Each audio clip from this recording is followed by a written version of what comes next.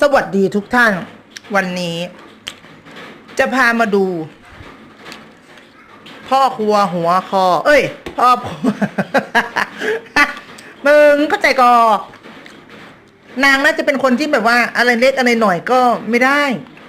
ด้วยประสบการณ์ชีวิตเนาะ40 ปีที่ผ่านมานางไม่ได้เป็นคนอย่างนี้นะนางไม่เคยเป็นคนแบบนี้นางเป็นคนที่ทำอะไรก็ไม่ทำไม่อยากทำเล่นแต่เกมนู่นนี่นั่นกินแต่เหล้าอะไรใช่ไหมแต่กลับมาพบกันครั้งเนี้ยนางเป็นเด็กดีมากเรากินน้อยลงเที่ยวไม่เที่ยวเลยนะไม่เที่ยวเลยไม่สูบบุหรี่เพราะไม่เคยสูบบุหรี่แล้วเพราะเขาไม่ชอบเนี่ยเวลาทำกับข้าวหรือตอนเนี้ยเราเปิดร้านใช่ไหม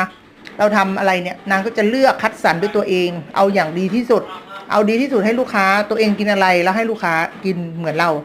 กูว่าเป็นคนที่น่ารักนะตอนเนี้ยน่ารักเกินเบอร์